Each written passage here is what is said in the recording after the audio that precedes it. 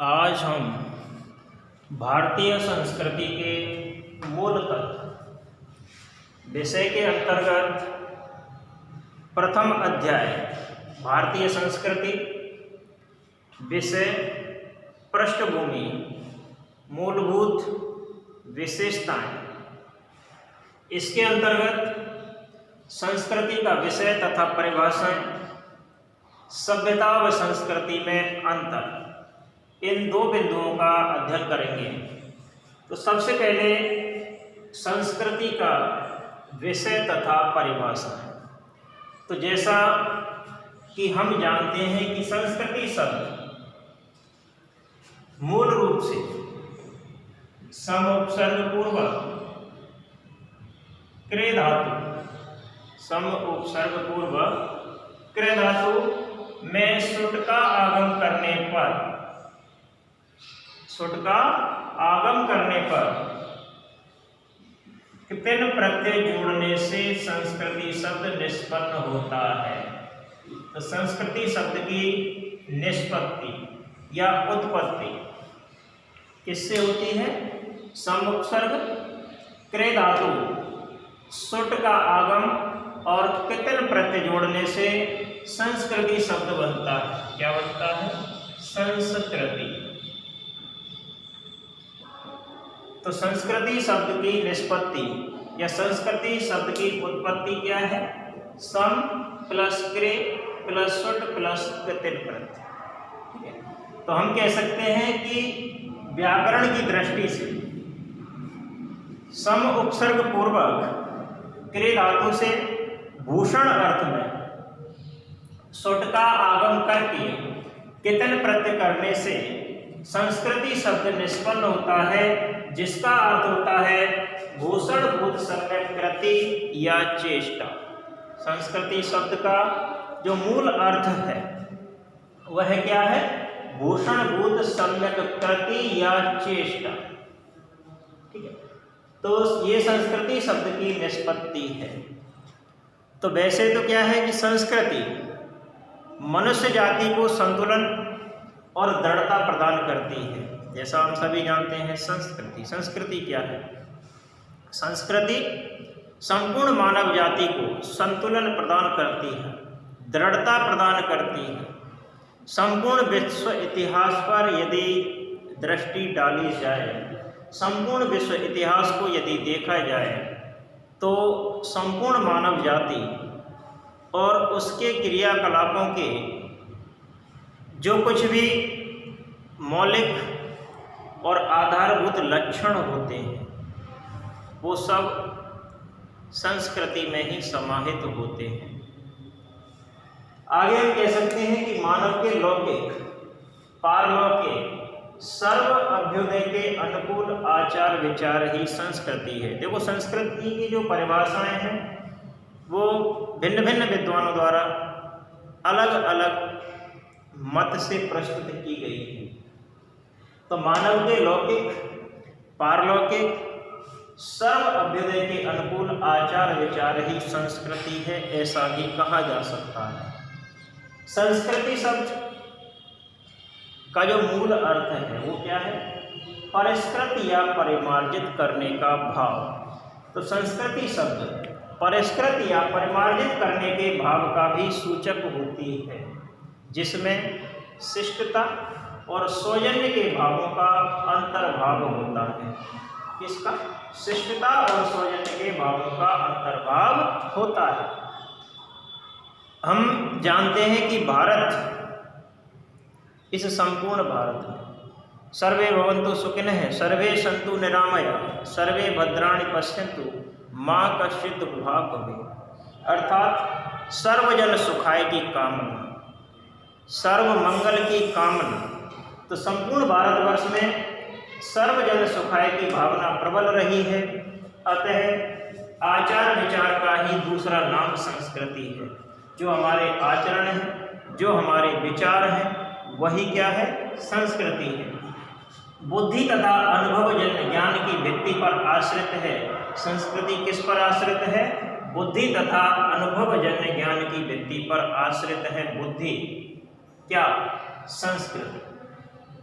अब यदि हम अंग्रेजी भाषा में देखें तो अंग्रेजी भाषा में संस्कृति जो शब्द है वो कल्चर शब्द का प्रयोग करने से बनता है। अंग्रेजी भाषा में संस्कृति के लिए कल्चर शब्द प्रयुक्त किया जाता है, जो लैटिन भाषा के कल्चुरा और कोलियर से निकला है। कल्चुरा का अर्थ होता है उत्पादन और कोलियर का अर्थ होता है परिष्कार। संस्कृति शब्द के लिए अंग्रेजी भाषा में किस शब्द का प्रयोग किया जाता है? कल्चर शब्द का प्रयोग किया जाता है। कल्चर शब्द लैटिन भाषा के कल्चुरा और कोलियर शब्द से निकलता है। तो कल्चुरा का जो हिंदी अर्थ है वो उत्पादन होता है और कोलियर का अर्थ होता है परिष्कार, अर्थात उत्पादित और परिष्कृत भाषा ही संस्कृति है। उत्पादित और परिष्कृत भाषा को ही क्या कहा जाता है? संस्कृति कहा जाता है।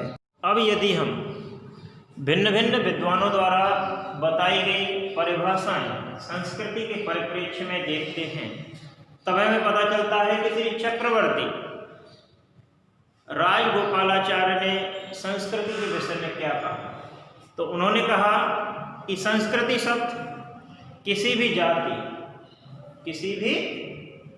जाति अथवा राष्ट्र के विकास अथवा राष्ट्र के शिष्ट पुरुषों में विचार, वाणी और क्रिया का जो रूप व्याप्त रहता है, क्रिया का जो रूप व्यापक है, उसी का नाम संस्कृति है। किसके अनुसार? राजगोपालाचार्य के अनुसार किसी भी जाति अथवा राष्ट्र के शिष्ट पुरुषों में, किनमें? शिष्ट पुरुषों में विचार के अलावा वाणी और क्रिया का जो भाव होता है, क्रिया का जो रूप व्याप्त होता है, उसे क्या कहते हैं? संस्कृति कहते हैं।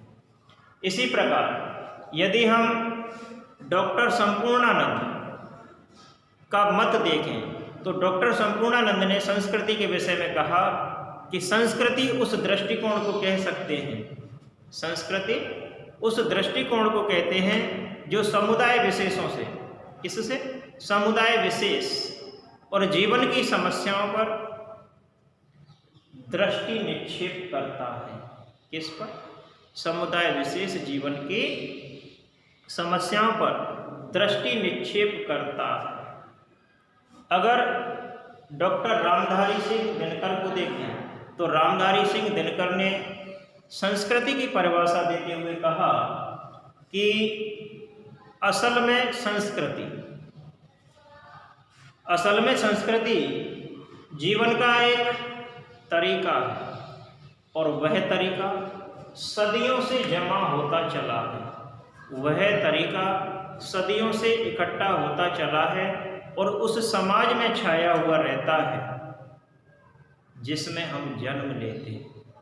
यानी कि डॉक्टर रामधारी सिंह दिनकर ने संस्कृति के विषय में अपने विचार प्रस्तुत करते हुए क्या लिखा कि संस्कृति असल में जीवन का एक तरीका है और यह तरीका सदियों से, वर्षों से जमा होता चला आता है, उस समाज में छाया रहता है जिसमें हम जन्म लेते हैं और उसी का नाम है संस्कृति। तो कहने का तात्पर्य है कि संस्कृति के विषय में भिन्न भिन्न विद्वानों द्वारा अपने अपने अलग अलग विचार व्यक्त किए गए। तब हम कह सकते हैं कि संस्कृति का जो अर्थ है परंपरागत अनुसूत संस्कार। संस्कृति का अर्थ क्या है? परंपरागत और अनुसूत संस्कार है। समाज के जीवन में व्याप्त या समाज में व्याप्त इन्हीं परंपरागत संस्कारों के बीच में,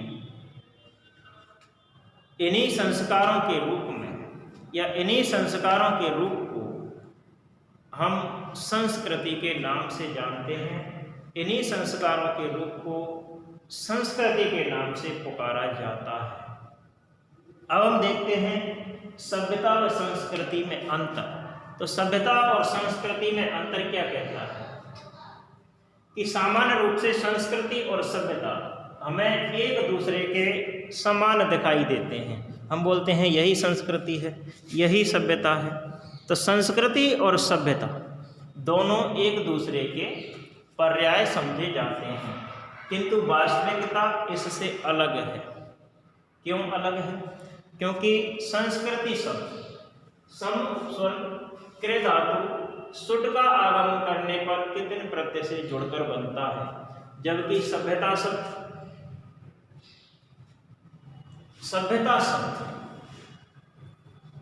सभ्य में यत प्रत्यय जोड़ने से बनता है।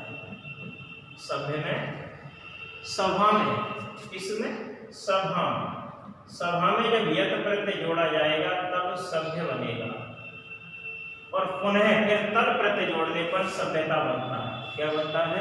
सभ्यता बनता है। तो हम कह सकते हैं कि सभ्यता शब्द के मूल में सभ्य शब्द है जो सभा में यत प्रत्यय लगने से बनता है। सभा में यत प्रत्यय लगने से क्या बनता है? सभ्य शब्द बनता है, जिसका अर्थ होता है समाज में रहकर सामाजिक कल्याण के लिए प्रयत्नशील रहने वाला व्यक्ति, सभ्य नागरिक, सभ्य समाज। सभ्य क्या है? तो सभ्य शब्द सभा में यत प्रत्यय जोड़कर बनता है, जिसका अर्थ होता है समाज में रहकर कल्याण के लिए प्रयत्नशील रहने वाला व्यक्ति। तो समाज में रहकर सामाजिक कल्याण के लिए प्रयत्नशील रहने वाला व्यक्ति सभ्य कहलाता है। फिर सभ्य में तल जोड़ने पर स्त्रीलिंग शब्द सभ्यता निष्पन्न होता है। क्या निष्पन्न होता है? सभ्यता। यानी कि सभा में यत प्रत्यय जोड़ने से सभ्य बनता है, सभ्य में तल प्रत्यय जोड़ने से सभ्यता शब्द का निर्माण होता है। तो इस प्रकार सभ्यता का जो शाब्दिक अर्थ है या सभ्यता का वास्तविक अर्थ है वह यह है कि सामाजिक नियमों एवं व्यवहारों को जानते हुए उनका सामाजिक हित में आचरण करना ही सभ्यता है। सभ्यता शब्द का वास्तविक अर्थ क्या है? कि सामाजिक नियमों एवं व्यवहारों को जानते हुए उनका सामाजिक हित में आचरण करना ही सभ्यता है। ठीक है। सभ्यता के मूल में संस्कृति रहती है, यानी कि सभ्यता शब्द का जो मूल है उस मूल में संस्कृति कहीं ना कहीं निश्चित रूप से छुपी हुई रहती है। क्यों रहती है? कि सभ्यता मनुष्य अथवा राष्ट्र के भौतिक विकास का सूचक है। सभ्यता किसका सूचक है? मनुष्य अथवा राष्ट्र के भौतिक विकास का सूचक है सभ्यता, जबकि संस्कृति मानसिक विकास का सूचक है। इसके अतिरिक्त हम कह सकते हैं कि संस्कृति सूक्ष्म है। संस्कृति सूक्ष्म है, सभ्यता स्थूल है। संस्कृति सूक्ष्म है जबकि सभ्यता स्थूल है। क्यों? कि सभ्यता और संस्कृति बाह्य और आभ्यंतर तत्व स्वीकार किए जा सकते हैं, यानी सभ्यता और संस्कृति को हम बाह्य और आभ्यंतर रूप में स्वीकार कर सकते हैं। संस्कृति को अपनाने में विलंब लगता है, देर लगती है। संस्कृति को यूं ही ग्रहण नहीं किया जा सकता। सभ्यता का अनुसरण शीघ्र हो जाता है। हम किसी भी सभ्यता का अनुसरण करने में देर नहीं लगाते, जबकि संस्कृति का अनुसरण करने में, संस्कृति को सीखने में हमें विलंब लगता है। संस्कृति को जानने में हमें देर लगती है। संस्कृति और सभ्यता, हम कह सकते हैं कि सभ्यता सामाजिक विधि, कर्तव्य विशेष, कर्तव्य निषेध पर प्रतिष्ठा प्राप्त होती है, प्रतिष्ठा प्राप्त करती है। सभ्यता का जो उच्च स्तर होता है, तो सभ्यता का उच्च स्तर मनुष्य को सामाजिक भावनाओं पर जोर देता है, मनुष्य की सामाजिक भावनाओं पर जोर देता है। इस प्रकार से हम कह सकते हैं कि संस्कृति और सभ्यता दोनों एक ही सिक्के के दो पहलू हैं। संस्कृति और सभ्यता दोनों ही एक सिक्के के दो पहलू हैं। सभ्यता मनुष्य और राष्ट्र के भौतिक विकास को सूचित करती है, जबकि संस्कृति मनुष्य के मानसिक विकास को सूचित करती है। इस प्रकार से सभ्यता और संस्कृति में अंतर देखा जा सकता है। अगले अध्याय में हम बात करेंगे संस्कृति का मानव के साथ संबंध, संस्कृति की पृष्ठभूमि। धन्यवाद।